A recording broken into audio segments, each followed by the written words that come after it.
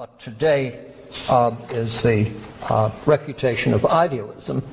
Now, I want to begin by saying that since Kant saw fit, this is the really new contribution in the second edition. If many have argued that the first and second editions are really just tracking each other. But the refutation of idealism is a new edition. It's not only a new edition, but he takes time in the preface to the second edition to provide a gloss on just this section, which is pivotal. So it's a very important part of the argument. Since he takes the time to do this, can we agree at the outset that Kant is not an idealist? Because there's a secondary literature that continues to charge him with one or another species of idealism. He certainly owns up to transcendental idealism, which I will get to, but there are learned treatises to the effect that Kant never really stopped being a Berkeleyan, etc., etc. So if he's an idealist, it is, as it were, over his dead body, and we'll get to the sternness with which he disabuses himself of attributions of that kind, descriptions of that kind. Well, last week, under the major question which he takes to be the central problem of pure reason, namely how a priori synthetic judgments are possible at all. If there were not a priori synthetic judgments, the path to skepticism would be direct. It's only in virtue of an argument that works to the effect that we are able to take the manifold of sensuous intuitions, all of these things that converge on the organs of sense, and produce in us sensations, out of which appearances take place. And these come to represent something, This is our mode of receptivity. This is the basis upon which we have sensibility, the pure intuitions. Space and time must be there a priori for us to be receptive to events in the external world. So this is going to give rise to sensibility. But until these sensuous intuitions are partitioned properly, subsumed properly under the pure categories, there is not understanding. So by way of receptivity, we are able to perceive things, but it's only by way of the categories that we are able to think things, do you see? It's what renders objects thinkable. Now, how about deploying these sensuous resources correctly under the categories? Well, this is the task of spontaneity. It is guided by principles that he finally throws up his hands and refers to generically as mother wit. And so we are left with this problem. Since so much of this is done by way of a priori principles over which we certainly have no conscious control, does this not itself lead to a kind of skepticism and subjectivity? And the post-Kantian period is littered with treatises on the subjectivism inherent in Kant's first critique. So, suppose we take the position that the elements of cognition and the synthesizing that takes place are entirely of our own making, and that we can never get out of the box. We can never know things as they really are, and we're right back to that claim in the Prolegomena that the embarrassment of philosophy is it still can't establish the existence of an external world. Now we can begin this with Descartes' famous method of doubt, and I will get to Descartes. But I think Locke is actually the gray eminence behind much of this discussion, though Locke and Berkeley are the figures that Kant points to directly. In Book 2, Chapter 8 of Locke's essay concerning the human understanding, Locke treats us to his distinction between primary and secondary qualities. I want to read you some passages from that because Kant knew his Locke and cites Locke frequently. This is from Book 2, Chapter 8. We find this in Section 8. Our ideas and the qualities of bodies. Whatsoever the mind perceives in itself, or is the immediate object of perception, thought, or understanding, that I call idea. And the power to produce any idea in our mind I call quality of the subject wherein that power is. Just previously in 7. Ideas in the mind are no more the likeness of something existing without us than the names that stand for them are the likeness of our ideas, which yet upon hearing they are apt to excite in us. So he's declaring that the ideas have no more likeness to that of which they are ideas than the names we have for things are, than glass, as a noun, is like this. Do you see? Now the distinction between primary and secondary qualities. Qualities thus considered in bodies are, first, such as are utterly inseparable from the body, in what state soever it be, and such as in all the alterations and changes it suffers, all the force can be used upon it, it constantly keeps. These are properties a body keeps under all conditions of alteration. Take a grain of wheat, he says, divide it into 2 parts. Each part still has, here come the primary qualities. What does each part still have? Solidity, extension, figure, and mobility. Divide it again, it retains still the same qualities. These I call original or primary qualities of body, which I think we may observe to produce simple ideas in us, namely the simple ideas of what? Solidity, extension, figure, motion or rest, and number. So, his young friend Newton need not worry what the Newtonian world talks about, which is figure, extension, motion, and so forth. Those are things to which we have oddly direct access. We see those things, we experience those things as they are. Secondary qualities of bodies, such qualities which in truth are nothing in the objects themselves, but the power to produce various sensations in us by their primary qualities, i.e. by the bulk, figure, texture, and motion of their insensible parts, their corpuscular parts, do you see? And what comes under this heading? Colors, sound, taste, etc. These are secondary qualities. Well, my goodness. So when Kant, by the way, when Thomas Reid looks at this, he refers to Locke's position, and Descartes' position, and Aristotle's position, Berkeley's position, everybody's position, as, quote, the ideal theory.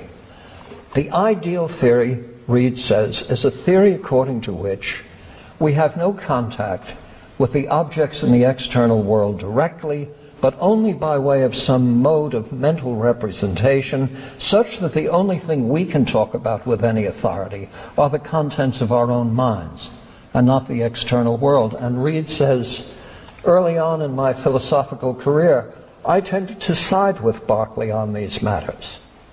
Then, having stepped into a dirty kennel and banged my head frequently against a signpost, I reluctantly came to the conclusion that there really are objects in the external world very much like what I see them to be, do you see? Locke and Descartes and company have generated something, Reid says, which, if true, this is a wonderful Reidian line, if the ideal theory is true, I lay my hands across my lips and become a skeptic. So Reid is going to defend a direct realism against this account. Kant is comparably agitated. Of course, when Kant gets agitated, you get the densest parts of the critique of pure reason, and when Reid gets agitated, you get some wonderful prose, actually. Worth taking on a picnic. Do it. Treat yourselves to it. It's better than the Telegraph.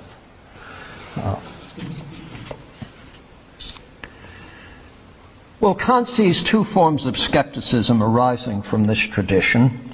The skepticism espoused by Descartes and that espoused by Berkeley. At B274, he identifies each of these clearly. What both have in common, says Kant, quote, is the theory which declares the existence of objects in space outside us to be merely doubtful and indemonstrable, or to be false and impossible. The former is the problematic idealism of Descartes, the latter is the dogmatic idealism of Berkeley. Descartes' worried that the whole damn thing might be a dream state. He's not sure. He frets. And Berkeley, of course, declares the whole notion of an independently subsisting material world, a mind-independent material world, as simply impossible. How many of you agree with Berkeley on that? I knew it. Not one. All right, let's do it then just for a couple of minutes. So you think that there is a mind-independent physical reality. Physical reality. A material reality. You know, something that makes a sound when you hit it, has an odor, is visible, is yellow, is square. You think that if you were to strip what you regard as physical reality of all, in principle, sensible properties, there'd be something left over. Well, what might that be?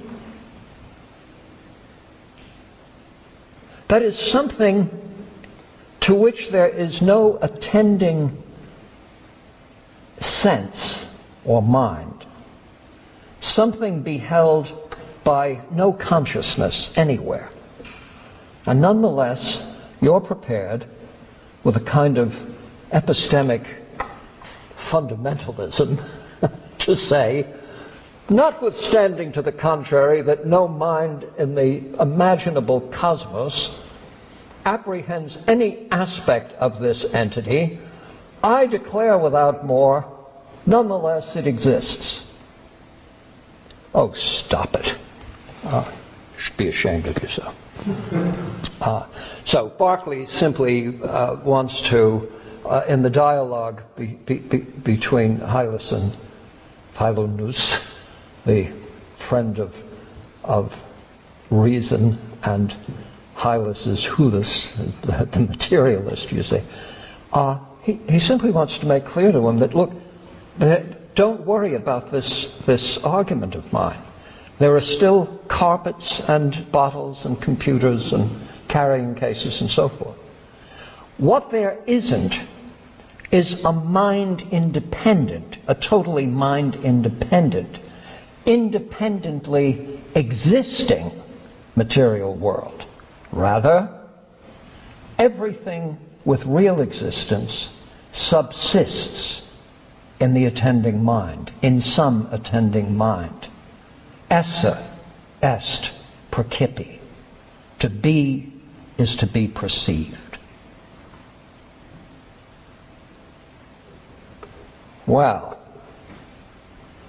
so the tallest mountain didn't exist till someone was there to perceive it? How about the backside of the moon before the Apollo program? Etc., etc. Now, Berkeley is a very able philosopher, optics specialist, world-class mathematician. So, again, he's not the neighborhood nitwit. So he understands questions of that sort. And on the general question, what is the ontological status of that which no human percipient has experienced or even could experience. If it is to be granted ontological status, it must be because it is held in some mind. And what Bishop Berkeley says, of course, it is eternally held in the mind that made it. Well, sorry about that. That's your little Sunday sermon. No extra charge. So, he became a bishop fairly late in life, Bishop of Cloyne. And he wasn't made a bishop because he was doing battle with, as he said, atheists and materialists, though I'm sure it helped. Well, Berkeley famously dissolved the distinction between Locke's primary and secondary qualities on the grounds that all experience is mediated. Accordingly, he reached the conclusion that the notion of a mind-independent material world was simply incoherent. Thus, to be is to be perceived, and that's the triumphant motto of Berkeley. Berkeley decided that what we needed was a new kind of university. He came to America to raise money. He was going to build a college in Bermuda. And his first child was actually born in Rhode Island. And Berkeley had a house there. It's a wonderful place if you ever get a chance to visit it, with a lot of Berkeleyan little optical knickknacks and so forth. Yes, I've been and looked over the stuff. Had a tour guide who was trying to tell me that Berkeley had an interest in optics, and I was very appreciative to learn that. Now consider Descartes' conclusions, which he reaches in his Meditations. He knows from experience that the effects he feels are not willed by him. He says in the third meditation that he will feel heat whether he wants to or not. And he concludes from this that his sensations and ideas come to him from sources other than himself. So he's prepared to accept that much, that this comes from a source other than himself. But then dread skepticism promptly sets in, as we hear Descartes say, quote, "Although these apparently adventitious ideas do not depend on my will, it does not follow that they must come from things located outside me. There may be some other faculty not yet fully known to me, which produces these ideas without any assistance from external things. This is, after all, just how I've always thought ideas are produced in me when I am dreaming." So he might be dreaming the whole thing. Or they might be the gift of that evil demon, you see, which is going to corrupt his understandings and delude him into believing all sorts of things that are not so. This is what the cogito is all about. He's trying to find something to counter the evil demon's efforts with, you see. Because even to be deceived, even if you grant the evil demon the ability to perpetrate illusory and impose delusional states, etc., just to deceive Descartes, Descartes must be a thinking thing. He declares himself to be, in addition to an extended thing, which is an inference, do you see? Can't prove that part. But that he is a thinking thing, there is no doubt. Were he not a thinking thing, he couldn't even cogitate the possibility of an extended thing. So the cogito is, Reid, I think, was not entirely fair to Descartes, saying that a man who disbelieves his own existence is no more fit to be reasoned with than one who thinks he's made of glass. Descartes didn't set out on the cogito end of things because he disbelieved his own existence. The aim was not an ontological aim of establishing that he existed, but an epistemological aim. What kind of knowledge claim defeats a total skepticism? And one knowledge claim that defeats a total skepticism is the cogito. Capito? Cogito? Yes? Okay. Later in the same section, now, so far things have been fairly tame. Now, enter Hume. Hume will illustrate the impoverishment of reason in relation to the knowable world, and in so many words make clear that there can't be synthetic propositions known to be true a priori. Hume dismisses the whole thing this way. Suppose a person, though endowed with the strongest faculties of reason and reflection, to be brought on a sudden into this world.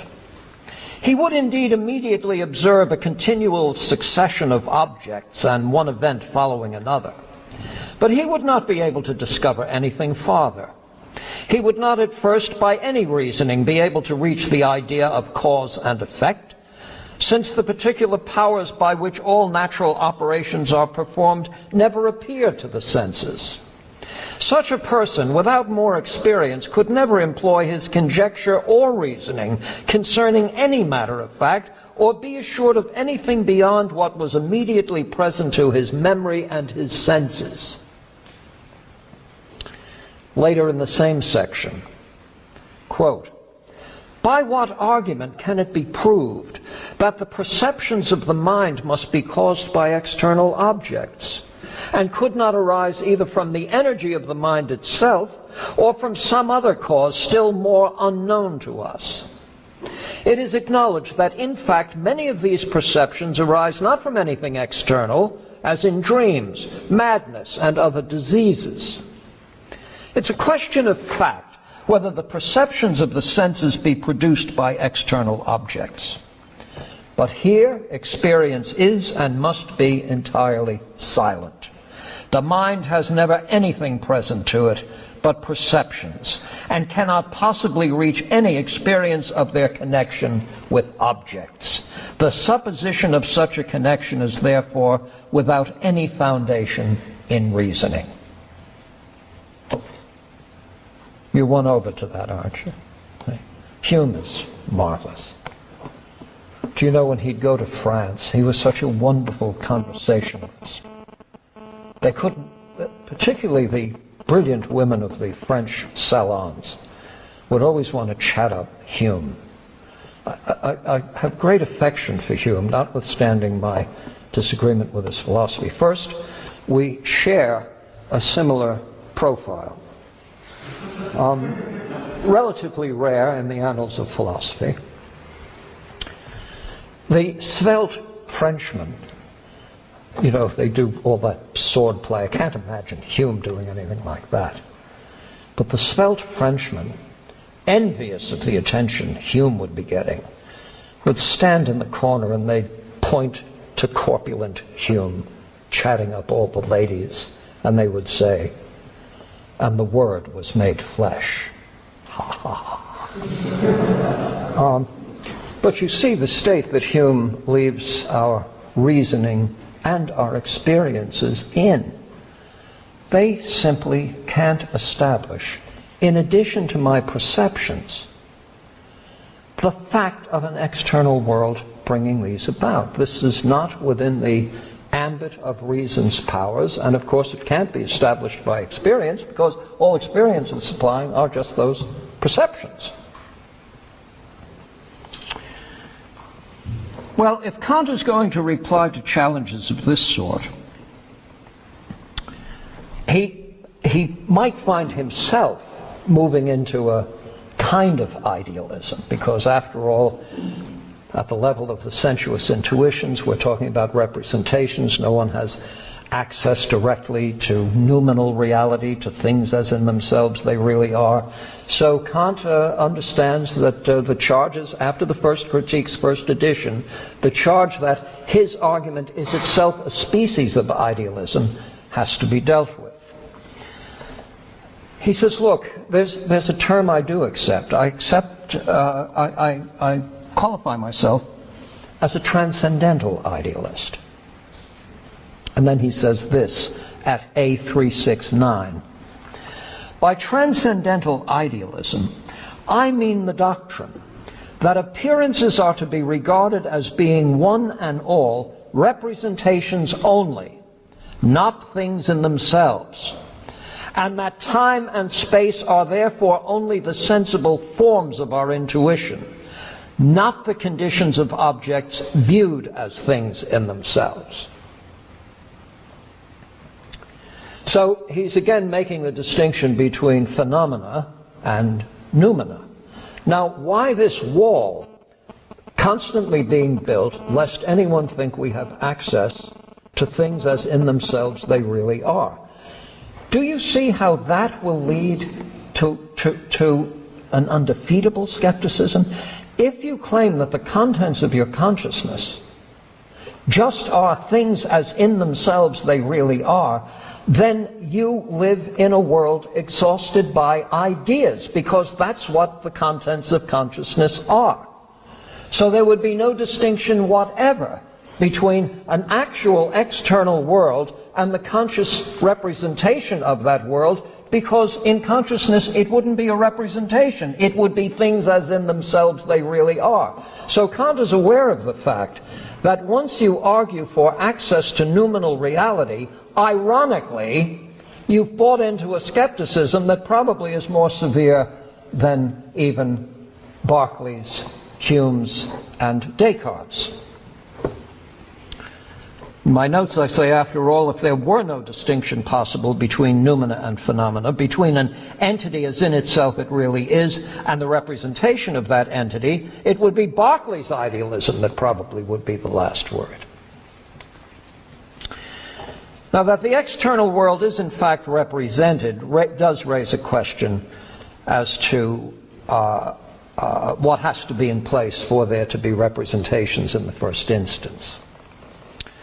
All that is, as all perceptual representations are spatio-temporal, and as neither space nor time is given in the array of impinging stimuli, we get back to the Transcendental Aesthetic. So we know that for perception itself there must be a priori a framework such that the organs that grant us sensibility package the input in a characteristic way.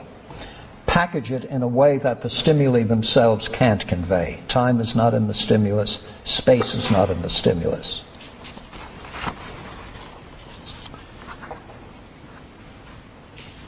Now remember, knowledge in Kant is technically used. For there to be knowledge, there must be both sensibility and understanding. So what cannot in principle enter into experience cannot in principle be known. He states clearly how his use of transcendental is to be understood with respect to transcendental idealism. As it extends its influence, this is a quote, over all that follows. Not every kind of knowledge a priori should be called transcendental, but only that by which we know that and know how certain representations can be employed or are possible purely a priori. So again, he wants transcendental understood as an enabling condition, a necessary state of affairs if something else is to take place. If there is to be experience, necessarily there must be what? There must be a mode of sensibility, etc. If there is to be understanding, there must be a categorical framework in which the products of experience are properly deployed and organized. But of course, if appearances are the only source of the contents of perception, we find ourselves embracing some sort of Berkeleyan idealism. In part 2 of the Prolegomena, at 36 and following, Kant does leave himself open to such an interpretation. Here's Kant sounding very much like an idealist, and I don't mean a transcendental idealist.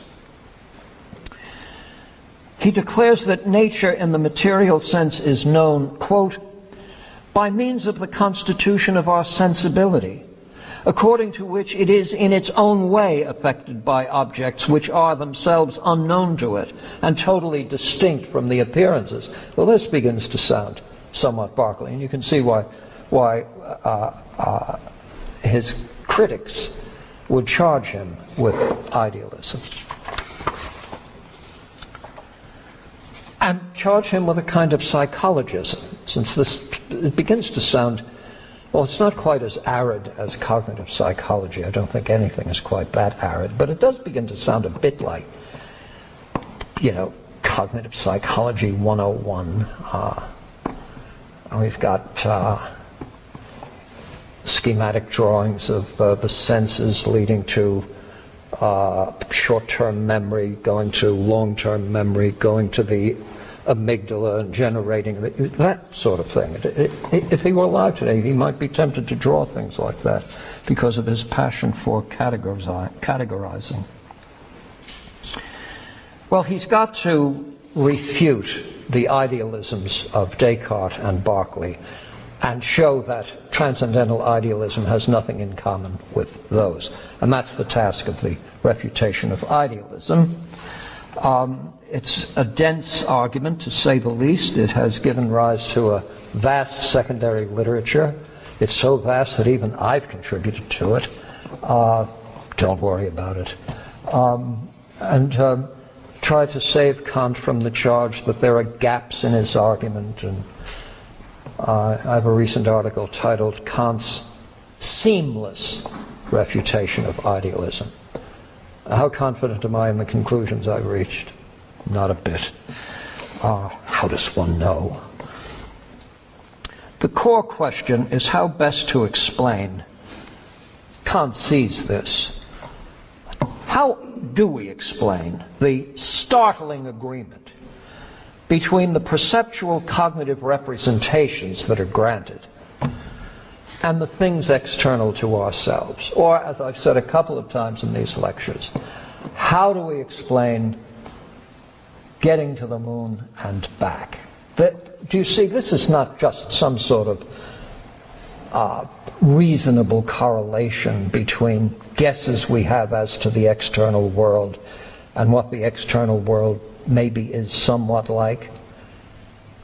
This is an extraordinary journey from Earth to moon and back, based on calculations and equations and rocketry and radar and so forth. So you might say, in quasi-Kantian terms, since we did that, what are the necessary preconditions? What's the transcendental argument according to which you can go to the moon and come back? And the transcendental argument is there must be a fundamental and objective agreement between the pure concepts of the understanding, as we have subsumed the data of sense under these categories, and the validity of our representations of the external world. That match, if it weren't valid, the achievements would be unimaginable.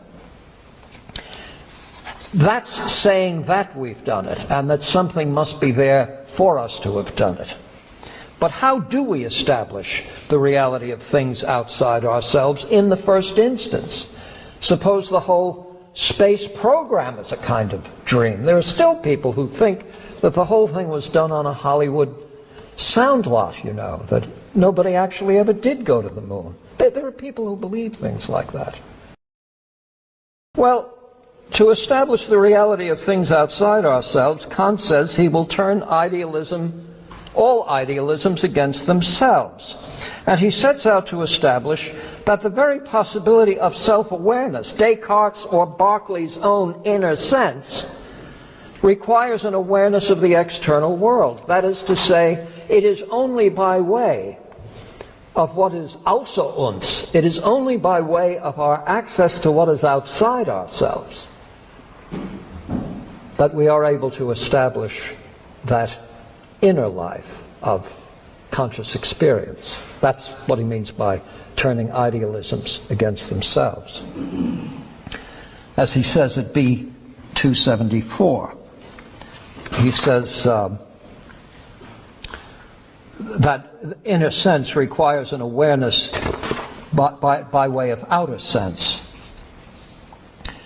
Now the argument as it's developed finds Kant saying this. Listen carefully now, it's dense. One is conscious of one's existence as determined in time. You're conscious of your existence as determined in time. But all determination of time presupposes something permanent in perception. Now, determined here is the translation of the German bestimmt. And bestimmt in German has a very wide extension. It is used to refer to establishing something as certain or as definite, to set something, to fix something in place, to render something firm, as in höflich, aber bestimmt, polite but firm, do you see? Determined probably wouldn't have been the word I would have chosen. I would say one is conscious of one's existence as set or fixed in time. One is conscious of one's existence as fixed in time, but all this presupposes something permanent in perception. That is, look, a parade of successive states of consciousness presupposes something static in relation to which other items are time varying. It's the stationary nature of this, or of the room, of the spatial framework, against which, look, things vary in time, do you see? So time variation presupposes a static background or a permanent background. That permanent background is provided by the pure intuition of space. So absent the spatial framework, you could not have that sequence of events in inner space, which just is the march of conscious events.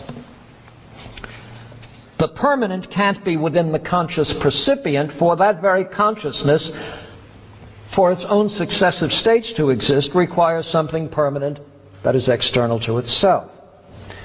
Only through perception of an objective thing outside myself can I be conscious of an enduring self possessed of successive inner states.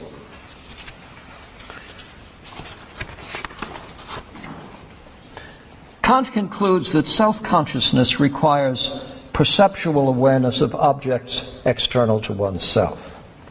This is the counter to an idealist claim that the mind has direct access only to its own internal states and processes. Do you see? If what the idealist is claiming is that all of my epistemic claims are tied to the parade of experiences in my own mind, Kant is at pains to establish that that very parade, that very conscious life, that very possessed set of inner state experiences cannot exist except insofar as there is a permanent external world constituting the background for it. There could, in principle, be an idealized mind, but it could not be anyone's, for it would lack the conditions necessary for self-consciousness. And this is so because self-consciousness requires conditions whereby the mind's own operations can be determined in time. You'll see this much more clearly when we get to the question of the unity of apperception and Kant on the self. Now, Kant is clear on this when he says, "For in what we entitle soul, namely myself as an appearance of inner sense, everything is in continual flux, and there is nothing abiding except, if we may so express ourselves, the I." He says this at A381. But this I is but an intellectualized subject term, something of an indexical that merely locates the place of the continuing flux. So what does he conclude? He says at B275, this is in the Refutation of Idealisms section, he says, "The mere but empirically determined consciousness of my own existence proves the existence of objects in space outside me. It's from the fact that I have a conscious inner life that there must be an external reality that constitutes the framework of permanence, absent which there could not be the successive, time-determined life of the mind.